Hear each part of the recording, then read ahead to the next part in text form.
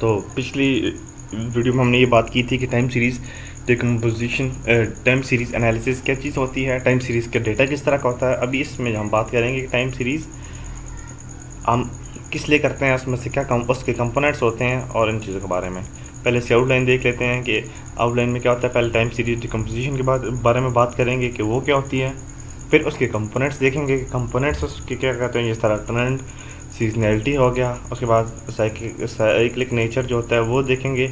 उसके बाद इरेगुलरिटी क्या चीज़ होती है वो देखेंगे। फिर लिमिटेशन और उसके बाद प्रैक्टिकल इम्प्लीमेंटेशन की तरफ जाएंगे। सबसे पहले जो कल हमने बात की थी ये है, हमारे पास कोई भी टाइम सीरीज़ डेटा, ये किसी भी जो हमारे पास कंपनी है उसके स्टॉक प्राइसेस हैं, जो हम 2015 से स्टार्ट होके 2018 तक जा रहे हैं। हम ये देख सकते हैं कि ये 2015 में बड़े कम थे। क्लोजिंग प्राइस जो थी उसकी काफ़ी कम थी, 40 USD पे थी। तो बढ़ती बढ़ती 2015 पे आ गई, ये 50 तक आ गया। फिर बढ़ते बढ़ते इसी तरह 2019 तक जाते जाते ये तकरीबन 65 से भी ऊपर हो चुकी है। तो ये टाइम के साथ बढ़ रही है। अब टाइम सीरीज़ डिकम्पोजिशन क्या होती है, एक ऐसा स्टैटिस्टिकल मेथड होते हैं है जिसमें जो टाइम सीरीज़ के अंदर कंपोनेंट्स होते हैं उनको हम अलग करते हैं। अब इसमें डिफरेंट कंपोनेंट्स होते हैं, जैसे सीजन्स हो गया, ट्रेंड्स हो गया, रेजिडुअल्स हो गया। ये चीज़ें हम उसको अलग कर देते हैं। इससे अलग करने से क्या होता है कि हम उसको जो एनालाइज करते हैं, हमारे एनालिसिस काफ़ी आसान हो जाता है। जब हम उस पर मॉडल लगाते हैं प्रेडिक्शन का, तो क्योंकि मल्टीपल मॉडल है ना, तो हम उसमें से मॉडल सेलेक्ट कर सकते हैं कि इसमें से कौन सा मॉडल लगेगा। एंड फोरकास्ट फ्यूचर वैल्यूज़, और फ्यूचर वैल्यूज़ भी फोरकास्ट कर सकते हैं। अब इसमें कंपोनेंट्स क्या कहते हैं, इसमें एक होता है इसका ट्रेंड, सीजनैलिटी, साइक्लिसिटी होता है और इरेगुलरिटी होता है। ये 4 कंपोनेंट होते हैं जो इसके अंदर मौजूद होते हैं। अब देखते हैं बारी बारी। सबसे पहले ट्रेंड। अब ट्रेंड क्या चीज़ होती है, ऐसा पैटर्न या movement of series to relatively high और lower values over a period of time. अब ये इस तरह होता है जिस तरह फॉर एग्जांपल कोई भी कंपनी है तो उसका ट्रेंड बढ़ रहा है या कम हो रहा है। अब एप्पल के स्टॉक्स को एज एन एग्जांपल ले लें तो हम उसको देख सकते हैं कि वैलिडेट उसके स्टॉक्स बढ़ रहे हैं या ऊपर जा रहे होंगे, या वो नीचे जा रहे होंगे, या वो फिर सेम रह रहे होंगे। तो ये हमारे पास 3 कंडीशन होती हैं और ये काफ़ी लॉन्ग टर्म के लिए होती है। जब हम इसको लॉन्ग टर्म में देखते हैं ना, तब ये हमें नज़र आता है। और अक्सर ये होता है कि थोड़े टाइम के लिए हमें नज़र आता है ऊपर जा रहा है, ऊपर जा रहा है, तो ऊपर जा रहा होगा, उसके बाद फिर ये ट्रेंड रिपीट नहीं होता। अब जिस तरह मैंने इधर एग्जांपल गिवन है कि कोई नया गाना आता है तो वो कुछ टाइम के लिए काफ़ी ट्रेंडिंग पे होता है, तो उस ट्रेंड के बाद वो डिसअपीयर हो जाता है, तो उसकी पॉपुलैरिटी बिल्कुल ख़त्म हो जाती है। अब पर ये स्टॉक्स के लिए नहीं होता, या स्टॉक्स ऊपर जाएंगे या नीचे जाएंगे या कांस्टेंट रहेंगे, क्योंकि वो एग्जिस्ट तो कर रहे होते हैं। इसमें अप ट्रेंड होता है कि अपवर्ड मूव कर रहा है कोई भी स्टॉक, डाउनवर्ड में ये होता है कि कोई भी हमारे पास स्टॉक है वो डाउनवर्ड की तरफ मूव कर रहा है, मतलब उसकी पॉपुलैरिटी दिन ब दिन कम होती जा रही है। या हॉरिजॉन्टल है, स्टेशनरी ट्रेंड है, मतलब वो सेम है, वो चेंज नहीं है। अभी जिस तरह ये है अपवर्ड ट्रेंड, कोई भी नई चीज़ है तो वो ऊपर जा रही है। अच्छा, ऊपर जाने का ये मतलब नहीं है कि सिर्फ ऊपर जाएगी। ऊपर जाने का मतलब है कि ये इस तरह ओवरऑल ऊपर जा रही है। इसका ट्रेंड देखें ना, ये ऊपर जा रहा है। अब यहाँ से ऊपर जा रहा है, फिर नीचे आ रहा है, फिर ऊपर जा रहा है, फिर नीचे आ रहा है, तो इस तरह भी वो कर सकता है। लेकिन ओवरऑल जब देखा जाए तो ये ऊपर जा रहा है। और हॉरिजॉन्टल में है कि फ्लक्चुएशन तो इधर भी आ रही है, लेकिन over the period of time ये सेम है। और डाउनवर्ड ट्रेंड में भी ये हो रहा है कि फ्लक्चुएशन तो आ रही है लेकिन ओवरऑल वो सेम रह रहा है। फिर सीजनैलिटी को देखते हैं तो अब seasonality in time series refer to pattern that repeat over a regular time period, मतलब ये कुछ टाइम के बाद रिपीट होते हैं और ऐसे पैटर्न होते हैं जो हमें नज़र आते हैं। ये जहाँ कुछ हॉलीडेज़ आ गई उस पर ये बढ़ जाते हैं, या हमें कोई ऐसे पैटर्न नज़र आते हैं जो बार मंथ में रिपीट हो रहे होते हैं। तो इस तरह अब वीकली इसमें 3 टाइप्स के होते हैं, मतलब ये हम टाइप्स तो नहीं होते पर हम इसको बोल सकते हैं कि वीकली सीजनैलिटी होता है कि कोई भी ऐसा ट्रेंड जो 7 दिनों बाद रिपीट हो रहा हो, तो वो क्या होगा, वो वीकली सीजनैलिटी में आ जाएगा। अब जिस तरह ट्रांसपोर्टेशन होती है, ट्रांसपोर्टेशन के पैटर्न उसके पीक और जो है वो पीक डेज होते हैं वो सैटरडे एंड संडे होते हैं, मतलब वो वीक के एंड पे उसकी जो होती है वीक के एंड पर उसका जो सेल्स होती हैं वो काफ़ी बढ़ जाती हैं। मंथली में ये होता है कि over 30 period of time R30 period में कभी बढ़ जाएगा फिर कम होगा, कम हो जाएगा। उसके बाद हम देखते हैं एनुअल सीजनैलिटी, मतलब इसमें ये होता है कि कुछ डेज़ के बाद, मतलब ओवर अ पीरियड ऑफ, अब जैसे एप्पल के स्टॉक्स है वो जब नया आईफोन रिलीज़ होता है तो उस टाइम पे काफ़ी बढ़ जाते हैं as compare to other days in an year. ऐसी एग्जांपल देखते हैं सीजनैलिटी। अब हम टेम्परेचर देखते हैं तो जो हमारे पास समर में टेम्परेचर होता है तो वो काफ़ी कम होता है, समर में काफ़ी ज़्यादा होता है, और विंटर में हमारा टेम्परेचर काफ़ी कम हो जाता है। अब ये हर दफ़ा जब भी अगला साल आएगा तो समर में ज़्यादा टेम्परेचर हो जाएगा, विंटर में कम होगा, फिर समर में ज़्यादा होगा, विंटर में कम होगा। तो ये एक ऐसा पैटर्न है जो रिपीट होता रहता है। उसके बाद साइक्लिसिटी क्या चीज़ होती है कि एक ऐसी रिपीटिंग पैटर्न्स या फ्लक्चुएशंस जो होते हैं, जिस तरह सीजनैलिटी होते हैं, कोई भी ऐसे पैटर्न जो रिपीट हो रहे होते हैं। पर उसमें फ़र्क ये होता है कि सीजनैलिटी में हमें पता होता है और उसमें हमें ये पता नहीं होता कि ये रिपीट होंगे या नहीं होंगे। और इसमें मेन जो हमारे पास डिफरेंस होता है वो यही होता है कि जो हमारे पास सीजनैलिटी होती है उसमें period over fix period of time हमें पता होता है। जिस तरह टेम्परेचर है वो समर में ज़्यादा होगा, ये तो हमें फिक्स बात पता है, और विंटर में कम हो जाएगा ये भी पता है, और ये हर दफ़ा रिपीट होता है, मतलब ये प्रेडिक्टेबल है। एंड और कुछ फैक्टर्स के बेस पे ये हम बता सकते हैं प्रेडिक्टेबल है। लेकिन साइक्लिसिटी क्या चीज़ होती है, इसमें होता है कि कुछ पैटर्न रिपीट हो रहे होते हैं लेकिन हमें उसमें अनस्पेसिफाइड टाइम इंटरवल में रिपीट हो रहे होते हैं। मतलब इस पर क्या हमें ये नहीं पता होता कि जो अगली दफ़ा ये रिपीट होगा वो कब होगा। अब जिस तरह कोई भी नया गाना रिलीज़ होता है तो उसकी पॉपुलैरिटी ज़्यादा होती है, लेकिन कुछ दिनों के बाद या कुछ अर्से बाद वो कम होना शुरू हो जाती है। अब आपने देखा होगा कि अक्सर कोई गाने जो होते हैं वो इंस्टाग्राम पे कोई एडिट्स वगैरह बनती हैं तो उसमें वो दोबारा लाइमलाइट में आना शुरू कर देते हैं। तो इसी तरह उसकी मतलब पहले पॉपुलैरिटी जब शुरू में सबसे ज़्यादा हुई, फिर कम हो गई, फिर जब वो कोई ट्रेंड आया इंस्टाग्राम पे तो उसकी जो पॉपुलैरिटी वो फिर बढ़ गई। तो इस तरह हमें पॉपुलैरिटी का नहीं पता कि वो कब बढ़ेगी, इसमें मेन यही फ़र्क होते हैं। और ये फिक्स टाइम उसमें हमें पता होता है फिक्स टाइम इंटरवल के लिए होगा, लेकिन जिस तरह गर्मियाँ थी वो कुछ टाइम इंटरवल के लिए आएंगी, मतलब 4 महीने या 5 महीने के लिए गर्मियाँ रहेंगी, तो उसके बाद हमारे पास फिर सर्दियाँ आ जाएंगी। तो लेकिन साइक्लिसिटी में यह नहीं होता कि हमें ये नहीं पता होता कि ये अगर ट्रेंड आया है तो कितनी देर तक ट्रेंड रहेगा। अब इस तरह देख सकते हैं कि ट्रेंड एक दफ़ा इंक्रीज़ हुआ, फिर डिक्रीज़ हुआ, फिर कुछ टाइम बाद आ गया, फिर ये देखें अब इस तरह ये है कि ये एक 3 पे आया है और एक 9 पे आया है, और 9 के बाद फिर ये जब 16 पे आया तो इसमें टाइम पीरियड काफ़ी कम हो गया है इन दोनों के दरमियान। फिर इरेगुलरिटी क्या होती है, अनप्रेडिक्टेबल फ्लक्चुएशंस। अब कुछ ऐसी फ्लक्चुएशंस आती हैं डेटा में जिसकी वजह से क्या होता है कि डेटा हमारा स्पाइक कर जाता है, मतलब उसकी जो पॉपुलैरिटी है वो ग्रो कर जाती है कुछ टाइम के लिए, और वो सडन स्पाइक्स होती हैं, वो भी हमें पता नहीं होती कब होती हैं। जैसे आईफोन लॉन्च जब होगा तो हमें एकदम से स्पाइक आ जाएगी, तो स्पाइक से क्या होगा कि वो हमारे सिग्नल में एरर क्रिएट करेगी। कोई ऐसा दिन आ गया जिस पे लेट से सेल आ गई तो उसकी वजह से भी सेल्स इंक्रीज़ होती हैं, लेकिन ये प्रेडिक्टेबल नहीं होता, हम प्रेडिक्ट नहीं कर सकते, तो हम इसको एज अ रेजिडुअल कंसिडर करते हैं।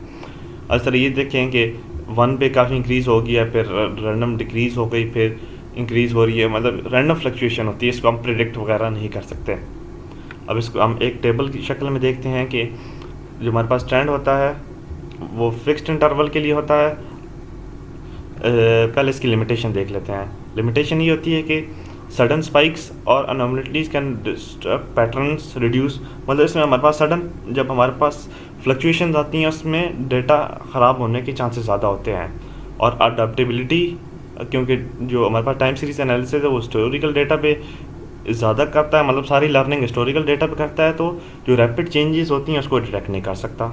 ओवरफिटिंग का भी इसमें रिस्क रहता है कि जितनी नॉइज़ ज़्यादा होगी तो वो जनरलाइजेशन कम से कम होगी उससे।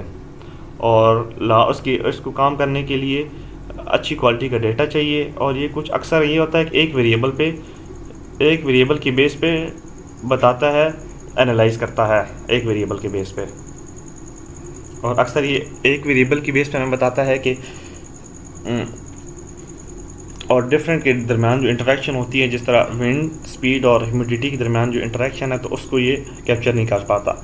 और एक मॉडल सेलेक्ट करना जो हमारे डेटा पे अच्छी तरीके से काम करे, वो भी काफ़ी मुश्किल होता है, और उसको इसके लिए ये करने के लिए हमें काफ़ी एक्सपर्टीज़ चाहिए, और ट्रायल एंड एरर की बेस पे भी होता है। अब इसके कंपोनेंट्स पे आते हैं। तो कंपोनेंट्स, हमारे पास टाइम है ट्रेंड के लिए, वो फिक्स टाइम इंटरवल है, हमें पता है फिक्स टाइम के लिए रहेगा। सीजनैलिटी भी होती है, वो भी फिक्स टाइम के लिए रहती है। लेकिन जो साइक्लिसिटी होता है उसका हमें नहीं पता कितने टाइम के लिए रहेगा, और इरेगुलरिटी के लिए भी हमें ये चीज़ नहीं पता होती। ड्यूरेशन कितना होता है, जो ट्रेंड होता है वो लॉन्ग लास्टिंग होता है, या लॉन्ग लास्टिंग होगा या शॉर्ट टर्म के लिए वो ट्रेंड चलेगा। सीजनैलिटी क्या होगा, हमेशा शॉर्ट टर्म के लिए ही चलता है, मतलब जिस तरह सीज़न है वो शॉर्ट टर्म के लिए ही होगा। साइक्लिसिटी होता है कि या लॉन्ग भी हो सकता है कि ट्रेंड काफ़ी देर तक चल सकता है, या शॉर्ट टर्म, ये हमें नहीं पता होता कि या शॉर्ट चलेगा या लॉन्ग चलेगा। और इरेगुलरिटी होता है, वो तो बिल्कुल ही इरेगुलर हो गया, वो तो उसका हमें डिटेक्ट नहीं कर सकते। अब इरेगुलर और रेगुलर का क्या मतलब है, अब जिस तरह आईफोन की मैंने मिसाल दी कि वो एक दिन पे बढ़ता है, तो हमें उसका प्रेडिक्ट करने में काफ़ी आसानी होती है कि वो रेगुलर है या इरेगुलर है। अब नेचर्स की कैसी है, ग्रेजुअल है, मतलब या ऊपर जाएगा या नीचे जाएगा। इसकी नेचर सीजनैलिटी क्या है कि ये ऊपर नीचे स्विंग करता रहता है। साइक्लिकल का ये मतलब होता है कि ये रिपीटिंग अप एंड डाउन जाता है, मतलब इसमें ये होता है कि ऊपर भी जा सकता है, नीचे भी आता है, फिर ऊपर जाता है, इस तरह। और इरेगुलरिटी का क्या होता है, इसमें हाई फ्लक्चुएशंस होती हैं। इसमें ये होता है अपवर्ड होता है, ये डाउनवर्ड ट्रेंड होता है। इसमें ये होता है पैटर्न रिपीट हो रहे होते हैं। इसमें होता है कोई फिक्स्ड पीरियड के लिए हम ये नहीं बता सकते कि भाई किस टाइम के लिए हमारे पास ट्रेंड रहेगा या साइक्लिक नेचर इसकी रहेगी। और इसमें भी हमें काफ़ी थोड़े टाइम के लिए रहता है, और ये ना रिपीट भी नहीं होता। इसमें होता है ये ट्रेंड हम प्रिडिक्ट कर सकते हैं कि कोई भी स्टॉक्स हैं ऊपर जा रहे हैं तो वो कुछ टाइम के लिए ऊपर जाएंगे। सीजनैलिटी के लिए हमें पता होता है कुछ टाइम के लिए कुछ ट्रेंड रहेगा, लेकिन साइक्लिक ही होता है क्योंकि सडन होते हैं, तो हमें इसका नहीं पता होता कि ये कितनी देर के लिए रहेगा और कब आएगा। और इसका भी ये भी रैंडम फ्लक्चुएशन, इसका तो फिर भी कुछ ना कुछ हम अंदाज़ा कर सकते हैं, लेकिन इसका बिल्कुल हमें अंदाज़ा नहीं होता। अब ये हमारे पास जिस तरह मार्केट में हमारे पास कोई भी वेजिटेबल्स हैं, उसकी प्राइसेस देखेंगे तो वो हमें ट्रेंड उसका पता चल जाता है। अब जिस तरह सीजनैलिटी, मतलब बस यूजेज ऑफ बस हमें पता होगी कि किस टाइम पीरियड के लिए ये यूजेज ऑफ बस बढ़ जाएगी और किस के लिए कम हो जाएगी इस चीज़। और साइक्लिक में होता है कि कुछ खास डे, जिस तरह 25 दिसंबर को हो सकता है, हमें पता होता है कि जो सेल्स हैं वो बढ़ जाएं, तो उस वजह से हम फिर कुछ ना कुछ डिटेक्ट कर सकते हैं, लेकिन हर दफ़ा ही डिटेक्ट करना ये पॉसिबल नहीं है।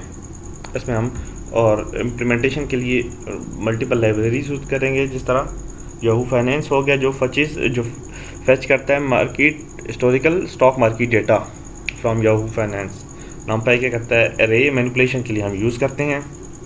पांडास डेटा हैंडलिंग और इंडेक्सिंग के लिए हम यूज़ करते हैं, जो हम टेबुलर डेटा पे जो ऑपरेशन परफॉर्म करते हैं तो वो इफेक्टिवली परफॉर्म हो जाए, तो उसके लिए पांडास यूज़ करते हैं। वार्निंग ये मतलब कि रन टाइम वार्निंग जो होती हैं उसको ख़त्म करने के लिए हम यूज़ करते हैं, जो हमें नेसेसरी नहीं होती। और स्टैट्स मॉडल ये होता है कि अरीमा सरीमा मॉडल और डिकम्पोजिशन टूल्स जो होते हैं वो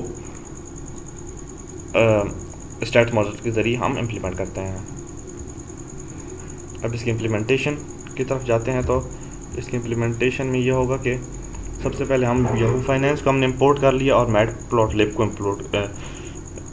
हमने इंपोर्ट्स चीज़ें कर ली। फिर हमने फ़िल्टर वार्निंग की इग्नोर कर दी, मतलब ये हमारे पास कुछ वार्निंग्स आती हैं जो अननेसेसरी होती हैं, तो उसको हम रिमूव कर देते हैं, फ़िल्टर कर देते हैं। तो हमारे पास YF.download, इससे हमारे पास क्या होगा कि डेटा डाउनलोड हो जाएगा। AAPL मतलब एप्पल का डेटा हमारे पास आ जाएगा स्टार्ट टू एंड, मतलब 2023 के 1 जनवरी से लेकर 2024 के 31 दिसंबर तक का डेटा हमारे पास आ जाएगा। और जब हम इसको डेटा शो करेंगे तो हमारे पास डेट होगी, हमारे पास फिर क्लोज प्राइस होगी, हाई प्राइस कितनी थी उस दिन वो आ जाएगी, क्लोज मतलब ख़त्म जब हुई तब क्या था, लो क्या थी वो आ जाएगी, ओपन जिस प्राइस पे हुआ था वो क्या था उस दिन का, तो वॉल्यूम कितना था, तो ये सारी चीज़ें तो मैं इसको प्लॉट करेंगे तो वो कुछ इस तरह का हमारे पास अपवर्ड ट्रेंड आ रहा है। मतलब प्राइस 120 भी थी, लेकिन विद इन 2 ईयर्स वो 240 या 256 तक पहुंच चुकी है, मतलब इसकी स्टॉक प्राइस। जब डिकम्पोजिशन करेंगे तो हम एक चीज़ यूज़ करते हैं है सीजनल डिकम्पोज। तो फ्रॉम स्टैट्स मॉडल .tsa.seasonal से हम इंपोर्ट कर लेंगे सीजनल डिकम्पोज। तो हम एक बना देंगे ऑब्जेक्ट सीजनल डिकम्पोज का, उसमें क्या दे देंगे, डेटा क्लोज का डेटा दे देंगे कि हमारे डे पे जो क्लोज हुई है प्राइस वो क्या थी, मॉडल एडिटिव दे देते हैं, और पीरियड 30। मतलब पीरियड मतलब ये होता है कि 30 दिनों के लिए ओवरऑल हमने एक मंथ का डेटा देखना है ना, उसकी बेस पे हम ट्रेंड वगैरह निकालते हैं कि एक मंथ पे। और मॉडल एडिटिव ये मैं नेक्स्ट में बताऊंगा कि एडिटिव क्या चीज़ होती है। तो इसके बाद जब हमारे पास ये एग्जीक्यूट करते हैं तो हमारे पास डिकम्पोजिशन डॉट एडिटिव में डॉट ट्रेंड में इसकी एक वैल्यू आ जाती है। मतलब ट्रेंड में इसकी इसमें एक एरे बन जाती है जिसमें इसकी ट्रेंड की सारी वैल्यूज़ आ जाती है। ट्रेंड इसमें किस तरह का है, सीजनलिटी किस तरह का है, और रेजिडुअल किस तरह का है। जब हम इसको प्लॉट करते हैं PLT डॉट फिगर साइज़, इसमें फिगर साइज़ जो 12 बेसिक से ये पूरी फिगर जिसका साइज़ हम बता देते हैं। सब प्लॉट में ये होता है कि एक फिगर होती है जिसमें 4 प्लॉट्स होते हैं, ठीक है। तो पहले हम डेटा सीधा क्लोज का डेटा दिए कि ये हमारे पास क्लोज का डेटा आ रहा है, ये ओरिजिनल हमारे पास डेटा था, उसको हमने लेबल कर दिया ओरिजिनल, और इसमें लेजेंड टॉप लेफ्ट लोकेशन पे इसका लेजेंड लगा दिया, जिसका मतलब था ओरिजिनल डेटा हमारे पास। सेम चीज़ हमने जब ट्रेंड के साथ की तो हमारे पास ये है कि ट्रेंड ऊपर जा रहा है हमारे पास। सीजनलिटी देखी तो हम कुछ टाइम के लिए फिर रिपीट होता है। अब जिस तरह देखें ये वाली चीज़ जो है, ये वाली चीज़, ये और ये सेम चीज़ रिपीट हो रही हैं। तो ये हमारे पास सीजनलिटी में आती है कि कुछ टाइम बाद ये चीज़ें रिपीट होना शुरू हो जाती हैं। और रेजिडुअल में होता है कि अब देखें कुछ दिन के बाद ये टॉप पे, मतलब ये इसकी जो स्टॉक प्राइस है बढ़ गई है, फिर डायरेक्ट कम हो गई है, फिर बढ़ गई है। तो इस तरह ना इसमें रैंडम फ्लक्चुएशन भी आ रही हैं। तो इसकी वजह से हमारे पास क्या होता है कि हमें टेस्ट करने में काफ़ी मुश्किल होती है कि अगर कोई भी हमारे पास रेजिडुअल्स आ जाएंगे तो उसकी वजह से हमारे पास डेटा ख़राब होगा एक तो, और दूसरे इसमें ये होगा कि हमें प्रेडिक्शन में भी काफ़ी मसला होगा। अगले में हम ये समझेंगे कि एडिटिव मॉडल क्या होता है, मल्टीप्लिकेटिव और डिफरेंट मॉडल्स क्या होते हैं उसके क्लासिकल डिकम्पोजिशन के, और इसमें से और क्या क्या इश्यूज़ आते हैं डेटा में। डेटा स्टेशनरी होता है ये नहीं, और ये और चीज़ें ये नेक्स्ट लेक्चर के लिए। तब तक के लिए अल्लाह हाफ़िज़।